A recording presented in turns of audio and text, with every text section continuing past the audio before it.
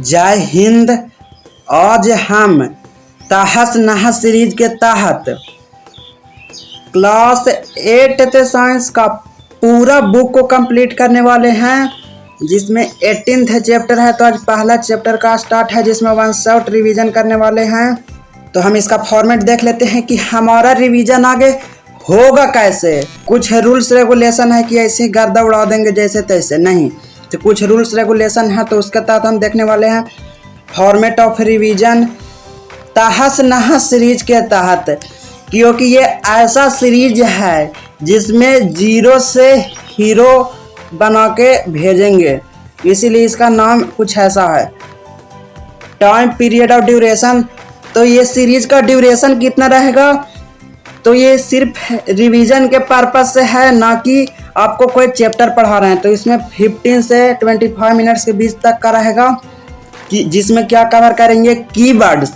जो पूरे चैप्टर में कीवर्ड्स होता है, जो एग्जाम में डायरेक्टली आता है, उसको देखेंगे। All the important information, keywords के अलावा इन्फॉर्मेशन भी कुछ होते हैं जो कि हमारे लिए एग्जामिनेशन पॉइंट ऑफ व्यू और हमारे डेली लाइफ में भी उसकी काफ़ी इम्पोर्टेंस होता है। अवॉइड डीप टॉक, यानी कि हम आपको टॉपिक एकदम घुसेड़ के समझाएंगे नहीं, डीप टॉक नहीं करेंगे। यदि फिर भी बीच बीच में क्या होता है कि कोई टॉपिक हार्ड होता है, take time to cover difficult terms. यदि कुछ डिफिकल्ट टर्म्स आ जाएंगे बीच बीच में, तो उसको कवर करेंगे, लेकिन डीप टॉक से अवॉइड करेंगे। यानी कि टॉपिक को हम, क्योंकि इसको 15 टू 20 मिनट में बात करने वाले हैं, 15 से 20 मिनट से 25 मिनट्स, तो इसमें कम समय में काफ़ी करेंगे। तो चलिए अब हम स्टार्ट कर देते हैं। तो ये चैप्टर 1 है crop production in one shot. तो क्रॉप प्रोडक्शन का बार इसको लोग लिखते हैं क्रॉप प्रोडक्शन एंड मैनेजमेंट। तो बेसिकली क्रॉप प्रोडक्शन मेनली है। तो broadcasting, sowing of seeds manually और बाय सीड ड्रिल। सीड को बोना या तो मैनुअली या सीड ड्रिल। सीड ड्रिल एक मशीन होता है जिससे आप उसको बीज को बो देते हैं, या मैनुअली हाथ से। अब आप कहिएगा कि ब्रॉडकास्टिंग, तो इसका ऐसा आपको एहसास नहीं होगा यदि आप नहीं जानते हैं कि इसको सीड को बोना को ही ब्रॉडकास्टिंग कहते हैं। यदि आप पहली बार सुन रहे हैं तो आपको लगेगा कि अरे ब्रॉडकास्टिंग का मतलब ये तो एकदम अलग ही निकला। तो ब्रॉडकास्टिंग का मतलब हम अपने तरीके से आपको समझाते हैं। यदि आपके सामने कोई ब्रॉडकास्टिंग वर्ड बोले तो आपको माइंड में क्लिक कर जाना चाहिए। ब्रॉड मतलब एक बड़े लेवल पर, कास्टिंग मतलब बीज को बोना, तो एक बड़े लेवल पर बीज को बोया जाता है, ये आपको समझना। तो आपको वर्ड्स से ही इसका सेंटेंस को आप कैच कर लेंगे। अब एमोनिफिकेशन देखते हैं। Ammonification, process of conversion of complex organic compounds proteins into ammonia. यहाँ पर एक बहुत ही गौर करने वाली बात है, एमोनिफिकेशन। तो देखिए एमोनियम कुछ करके आ रहा है, तो देखिए एमोनियम में चेंज होना, तो एमोनिफिकेशन किसको कहते हैं। CATION अंतिम में आ रहा है, तो हम हर एक वीडियो में बताते हैं। इसका मतलब समझिएगा कि प्रोसेस है, फिकेशन के CATION आ रहा है। तो process of conversion of complex organic compounds proteins into ammonia. Ammonification किसको कहते हैं, ऑर्गेनिक कंपाउंड्स, जो कि जिसमें प्रोटीन्स आता है। तो ऑर्गेनिक कंपाउंड से एमोनियम के जो प्रोसेस में जो कन्वर्जन में जो टाइम लगता है, उसी को क्या कहते हैं, एमोनिफिकेशन। तो ऑर्गेनिक कंपाउंड्स प्रोटीन से अमोनिया में चेंज होता है, जो ये चेंज हुआ इसी को क्या कह दिए, एमोनिफिकेशन। अब नाइट्रिफिकेशन देख लेते हैं। तो आपको जैसा कि बताया था कि कुछ एमोनिया जैसे यहाँ लग रहा है, तो एमोनिया में चेंज होगा। नाइट्रिफिकेशन है तो नाइट्रेट्स में, तो आपको ये समझ जाना है। तो process of conversion of ammonium into nitrates, तो एमोनिया से नाइट्रेट्स में कन्वर्ट करने के प्रक्रिया को ही क्या कहते हैं, नाइट्रिफिकेशन। यानी कि ये पॉइंट एक है जिस क्या है, एमोनिया है, और ये एक पॉइंट है जो नाइट्रेट्स में चेंज है। तो यह एमोनिया से जो नाइट्रेट्स में चेंज हुआ, इसी प्रक्रिया को क्या कहते हैं, नाइट्रिफिकेशन। तो अब हम आगे देख लेते हैं बीड से। इसका नाम ही है बीड्स। तो unwanted plants that grow along with crops, हम जैसे गेहूं का फसल लगाएं और हम बीड्स घास फूस का पौधा तो नहीं लगाते हैं, फिर भी वो ग्रो हो जाता है हमारे क्रॉप प्लांट्स के साथ। तो ये क्या है, unwanted plant that grow along with crops, उसी को क्या कहते हैं, बीड्स, जिसको हम उगाते ना है और ना चाहते हैं कि ये उगे, फिर भी वो ग्रो हो जाता है हमारे क्रॉप प्लांट के साथ, उसी को क्या कहते हैं, बीड्स। तो अब आगे देखते हैं एनिमल हस्बेंड्री। एनिमल मतलब जानवर, हस्बेंड्री मतलब पालन, या एनिमल मतलब पशु भी होता है। तो पशु पालन, पशु को पालना, उसको केयर करना। तो देख लेते हैं, the process of breeding, feeding and caring of domestic animals for food and other purposes is called animal husbandry. The process of breeding, breeding क्या होता है, उसको प्रजनन, बच्चे को देना, फीडिंग उसके खाने से संबंधित चीजें, जैसे उसको भूसा दिया जाता है और भी पौष्टिक चीजें दिया जाता है। Caring of domestic animals for food, अब ये सब करते हैं हम कि उसको ब्रीडिंग बढ़िया से करवाते हैं, उसको फीडिंग करते हैं, उसको शेल्टर देते हैं। तो केयरिंग ऑफ डोमेस्टिक एनिमल्स, उसको ये सब जो ध्यान दे रहे हैं उसके पीछे मोटिव क्या है, पर्पस क्या है। तो caring of domestic animals for food and other purposes, उससे हमें मिल्क मिलता है और मिल्क के तो सैकड़ों चीजें बनती है। तो ये टोटली क्या हुआ, the process of breeding, feeding and caring of domestic animals for food and other purposes is called animal husbandry. इन सारी चीजों को, feeding, breeding, caring of domestic animals के प्रक्रिया को ही क्या कहते हैं, एनिमल हस्बेंड्री, पशुपालन। ना कि कोई एक चीज जैसे ब्रीडिंग या फीडिंग कोई चीज पर ध्यान दे दिया उसको एनिमल हस्बेंड्री कह देंगे, नहीं, इसको कंप्लीट केयर करना होगा। ब्रीडिंग किसको कहते हैं, स्पेसिफिकली देख रहे हैं breeding. Process of mating, mating मतलब होता है सेक्सुअल इंटरकोर्स, जिसमें क्या होता है, एक होता है अपोजिट जेंडर का, एक मेल तो एक फीमेल, इन दोनों के बीच क्या होता है, इंटरकोर्स होता है, या और उससे क्या होता है, प्रोडक्शन ऑफ ऑफस्प्रिंग, बच्चे के उससे जन्म होता है। मेल एक फीमेल, इन दोनों के बीच क्या होता है, सेक्सुअल इंटरकोर्स, और उससे क्या होता है, production of offspring by animals. तो ये एक पॉइंट है जिसमें प्रोसेस ऑफ मैटिंग हुआ मेल और फीमेल के बीच में, और यहाँ से बच्चे को प्रोड्यूस हुआ। तो इस प्रोसेस को क्या कहते हैं, ब्रीडिंग। तो ब्रीडिंग प्रोसेस सिंपली समझिए कि production of offspring by animals. तो अब आगे देख लेते हैं, क्योंकि अब आगे भी कुछ टर्म है, अब देख लेते हैं कुछ इन्फॉर्मेशन। पीछे देखे थे कीवर्ड्स, अब ये कुछ इन्फॉर्मेशन है तो उसको देख लेते हैं, और कुछ डिफिनेशंस भी है। Agriculture began 10,000 years ago and enabled humans to settle down at one place. It is the science of practicing farming. Agriculture तो आखिर किसी न किसी चीज़ का स्टार्टिंग पॉइंट होता है। जैसे आप अभी 6th या 7th या 8th क्लास में आए हैं तो आपका स्टार्टिंग पॉइंट क्या था, नर्सरी या कोई डायरेक्ट 1th क्लास से। तो हर एक चीज़ का स्टार्टिंग पॉइंट होता है, तो उसी प्रकार एग्रीकल्चर का भी स्टार्टिंग पॉइंट था। पर ये तय नहीं था कि जैसे संडे का 1900 कुछ ईस्वी में हुआ था, कुछ इस प्रकार नहीं, क्योंकि उस समय उतना पता नहीं था। तो एग्रीकल्चर बिगन 10,000 years ago, 10,000 साल पहले एग्रीकल्चर शुरू हुआ, और human enable at one place, human क्या हुआ, इन सुनिश्चित हुआ एक जगह पर रहने के लिए। हम लोग एक जगह पर रहते हैं, पढ़ के आए घर में आ गए, खेल के आए घर में आए, कहीं रिलेटिव्स ही गए, परिवार ही घर आ गए। तो हमारा एक ऐसा है जो हम एक प्लेस पर सेटल हैं। पर पहले क्या होता था कि 10 दिन यहाँ रहेंगे, अब किसी और सीजन में अलग जगह चल जाते थे। तो वो ऐसा क्यों करते थे, जगह क्यों बदलते थे, क्योंकि वो ग्रेन को अलग अलग जाकर जगह पर उपजाते थे। तो इसी को क्या कहते हैं, it is the science of practicing farming. अब आगे देखते हैं, crop plants are grown on vast land to meet food requirement of human population.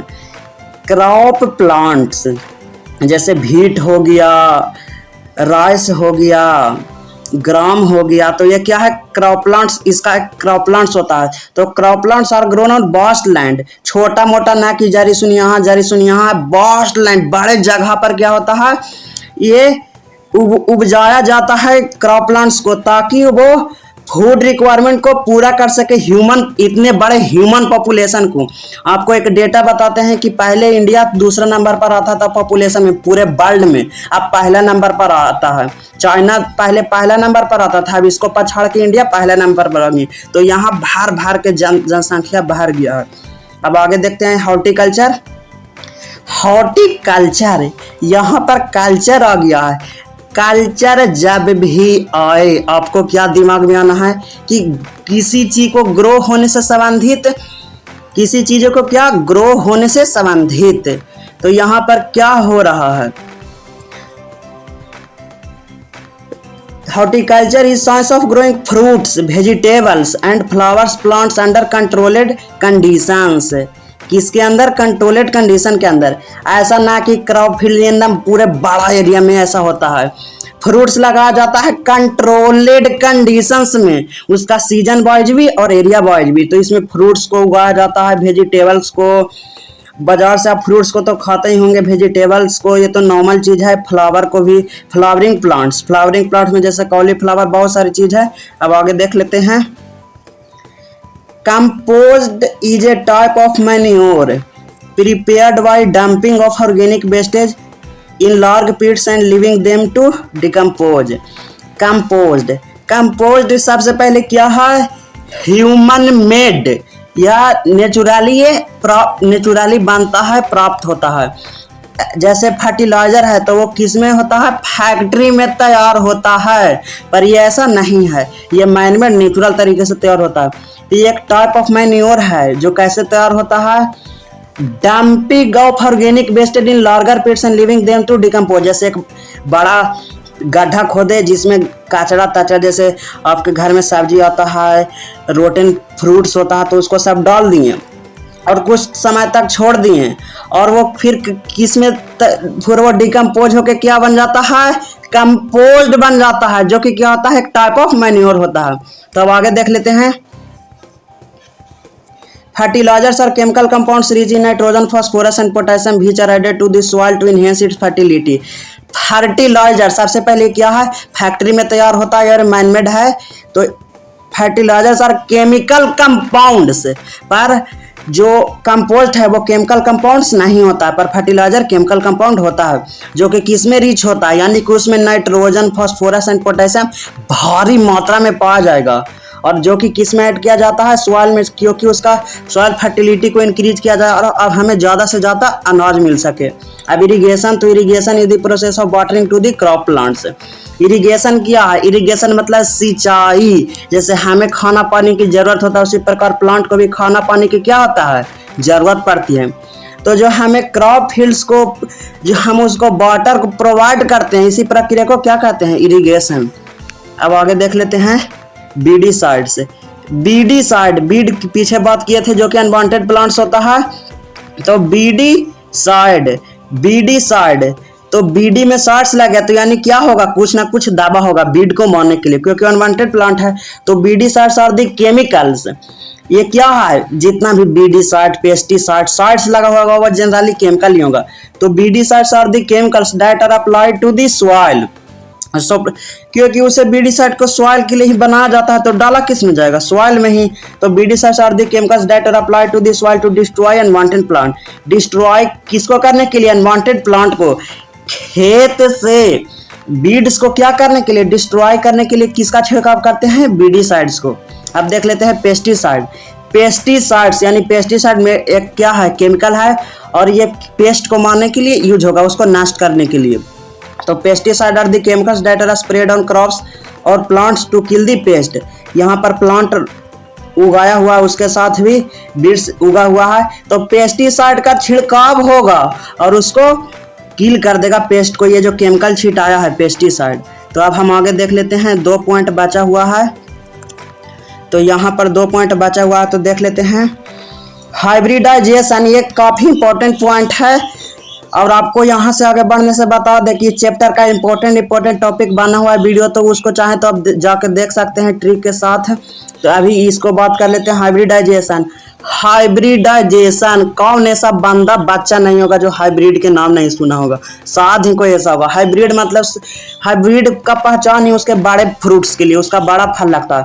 तो hybridization is a selective cross breeding of two और more varieties of plants having different desired characters to produce a new variety with all desired characters. देखिए इसको आपको समझाते हैं। Hybridisation क्या है? एक सिलेक्टिव क्रॉस ब्रीडिंग होता है किसको? टू और मोर वैरायटीज ऑफ प्लांट्स का। Having different desired characters to produce a new variety with all desired character. जैसे एक ए है, क्या है, एक ए प्लांट है और एक बी प्लांट है। तो इसका खासियत क्या है कि ये डिजीज रेजिस्टेंट है, ये डिजीज रेजिस्टेंट है। और इसका क्या है? ये डिजीज रेजिस्टेंट है पर इसका जो फ्रूट है वो छोटा छोटा लगता है। ये डिजीज रेजिस्टेंट नहीं है पर इसका फल बड़ा बड़ा लगता है। तो इसका खासियत क्या है? Disease resistant. तो ये बढ़िया बात है, डिजीज को रोकता है और इसका बड़ी फल है। तो दोनों को बेनिफिट को मर्ज करके एक तीसरा चीज बनाया जाता है, न्यू वैरायटी, जिसमें सारे डिजायर्ड कैरेक्टर्स होता है। उसको क्या कहते हैं? हाइब्रिडाइजेशन। इसी प्रक्रिया को हाइब्रिडाइजेशन कहते हैं। तो अब अगला पॉइंट देख लेते हैं। Crop produce can be increased by increasing the land under cultivation. जो क्रॉप प्रोड्यूस होता है जैसे व्हीट, राइस, ग्राम और भी कई सारी चीज है, तो crop produce can be increase by increasing the land under cultivation. देखिए पहले इतना लैंड में करते थे तो लैंड बढ़ाएंगे और अब इतना में आप व्हीट को रोपेंगे, पहले इतना में रोपते थे तो अपने आप प्रोडक्शन बढ़ जाएगा क्योंकि आपको एरिया बढ़ा दिए हैं। उसी प्रकार तो आपका कल्टीवेशन के अंदर जितना ज़्यादा लैंड लेंगे आपका क्रॉप क्या होगा? ज़्यादा प्रोड्यूस होगा। या तो एक और तरीका हो सकता है by improvement in the methods of agriculture. इतने लैंड में आप उगा रहे हैं पर उसका जो मेथड है उसको सुधार दें, उसमें कुछ चार चांद लगा दें, यानी कि कुछ ऐसा उपयोग करें जैसे खाद, जैसे मैन्योर्स, फर्टिलाइजर्स यूज करें, पेस्टिसाइड यूज करें तो बढ़ेगा। तो मेथड ऑफ एग्रीकल्चर है या तो and by developing better varieties of crop by plant breeding. Plant breeding यानी हाइब्रिडाइजेशन, हाइब्रिड सीड को यूज करना होगा। तो टोटल हम क्या देखें, क्रॉप प्रोड्यूस कैसे बढ़ा सकते हैं? लैंड, ज़्यादा से ज़्यादा लैंड अंडर कल्टीवेशन को लेंगे, मेथड्स ऑफ एग्रीकल्चर और प्लांट ब्रीडिंग। तो बस इतना ही था। तो उम्मीद है आपको समझ में आ गया होगा। चैप्टर कंप्लीट हुआ तो हम अगला चैप्टर अगली बार देखेंगे। तो मिलते हैं अगली वीडियो में। जय हिंद।